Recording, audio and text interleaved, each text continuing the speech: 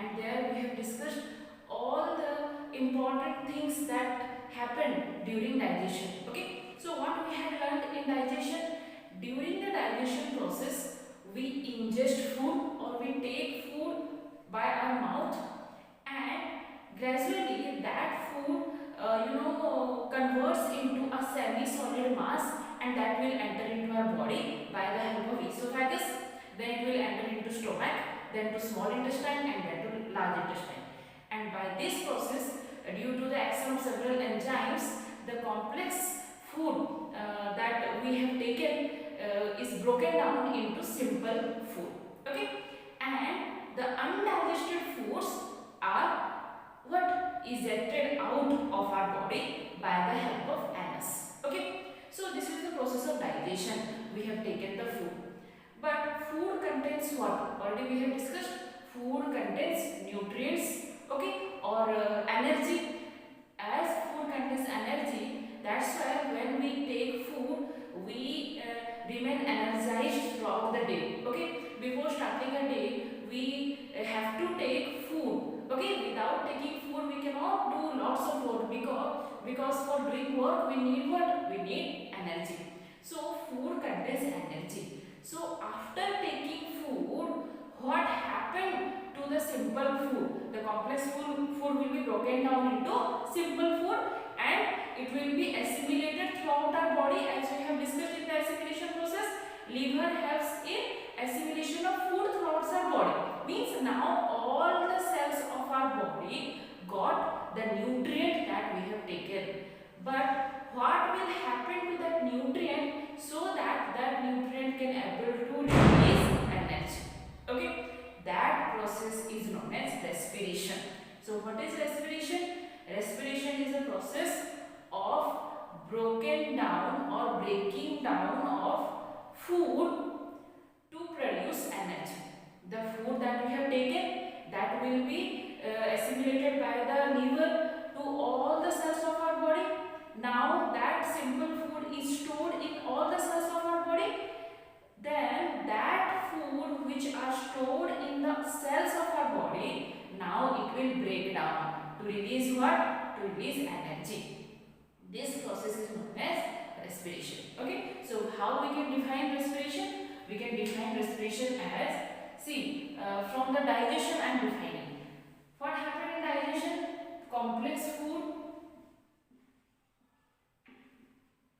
will break down into simple food. Already we have discussed this all. Due to some enzyme actions, complex food will convert into simple enzyme. Due to some enzyme actions in mouth, in stomach, in intestine. Already we have discussed about what all are the enzymes which helps in the conversion of the complex food into simple food. Okay. Now these food will be assimilated throughout the body. What happened to that food now? Now this simple food, we can also write this simple food as glucose. Okay. Glucose can be termed as a simple food that is broken down from the complex food. Now this simple food will break down to release energy. Okay. What it will form? It will form energy. That's why when we take food, we gain energy. Okay.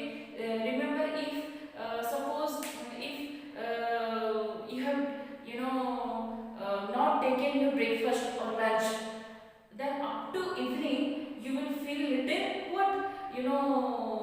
lazy, or you will feel no energy is there in your body. Why? Because you have not taken food, you have not taken adequate amount of food. Or when you are suffering from fever or any other disease, due to the less consumption of food, we feel more tired. So we take food to keep our body energized. So this is the process of digestion, and this is the process of respiration. Now I am only giving you the simple meaning. Again more details we will go. So digestion digestion is a process of conversion of the complex food into simple food, and respiration is the process where the simple food or glucose will break down to produce what? Energy. Got it? So where these complex food, simple foods are? From where we get glucose? We get glucose from complex food, and now this glucose is present in all the cells of our body. Remember, we have discussed in the assimilation process. Liver helps in assimilation. It will send the digested food or digested nutrient to all the parts of our body. Now each of the cells of our body got glucose. Now that glucose will break down to release energy, and this process is known as respiration. Okay, so here energy, the release of energy, if you talk about the formation of energy, then all the energy which are produced by the breakdown of glucose are not utilized by our body at a time. Okay, the energy that are released by the breakdown of glucose are not utilized by our body at a single time. Rather, the energy is stored in the mitochondria. If you all have remembered, we have discussed in cell. What we have discussed? Mitochondria is the storehouse of energy. If you all have remembered, mitochondria is a cell organelle which stores energy. So, due to the breakdown of glucose, the amount of energy that are released are stored for the temporary period in the cell organelle, where in the mitochondria, and when our body needs, mitochondria supplies energy to our body. Okay, so that storage of energy takes place in the form of ATP. What is ATP? ATP, the full form of ATP we can say adenosine triphosphate.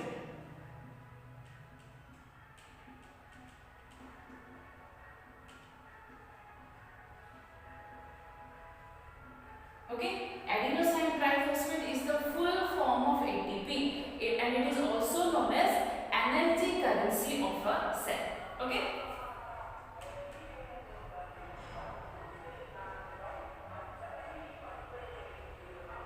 So we can also say that ATP is a special molecule which is stored in mitochondria in the form of energy. Okay, again I am repeating, do not have a confusion.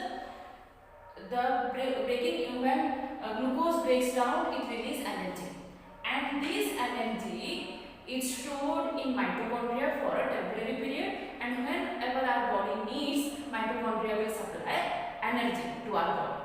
And mitochondria stores energy in the form of a special molecule known as ATP. What is the full form of ATP? Adenosine triphosphate. Okay, ATP, adenosine triphosphate. Okay, details about this you will have in your higher class. I am not going the detailed structure of ATP. Okay, so here we can also say ATP as the energy currency of cell. Why we can say that energy currency of the cell? Because when our body needs, ATP will be provided to our body in the form of energy.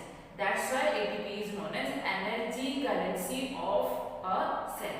Okay, so this is very simple. When we consume food or when we take food, that complex food will break down in the presence of enzymes and it will convert into simple food. And by the help of liver, that simple food will be assimilated throughout our body, and each cells of our body now they got what? Glucose or simple food. That glucose now it will break down to release energy, and that energy will be utilized by our body to do several works throughout the day. Okay, so these energy which are released by the breaking down of glucose are stored in mitochondria in the form of a special molecule known as ATP, adenosine triphosphate. Okay, and ATP is also known as the energy currency of a cell. Okay, but this is not an exact definition for respiration. Okay, so again respiration can be of two types. What are that? aerobic respiration and anaerobic respiration. We can simply define as respiration is a process of breaking down of glucose to release energy. But it will not only release energy, but with energy it will also release some of the byproducts. What are that? Now we will discuss. So let us discuss that with the two types of respiration. As I said, the two types of respiration are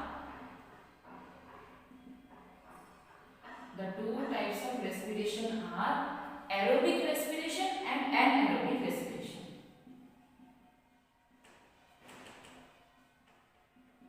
Aerobic and anaerobic. Okay, aerobic respiration and anaerobic respiration.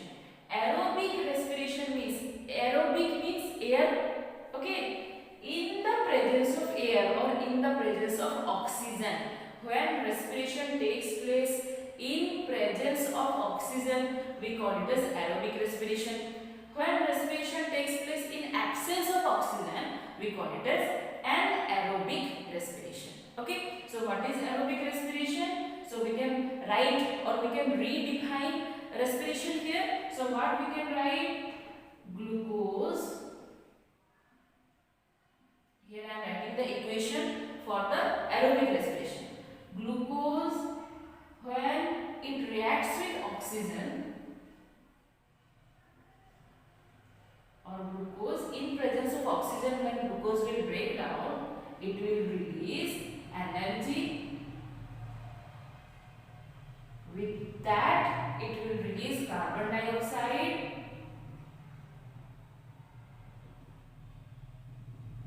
and water. This is the equation for aerobic respiration. So what here I have written, glucose breaks down in presence of oxygen. That's why it is known as aerobic. Aerobic respiration means in presence of oxygen. Respiration in presence of oxygen. So glucose breaks down in presence of oxygen to release energy and carbon dioxide and water. Here the amount of energy produced is more, 38 ATP.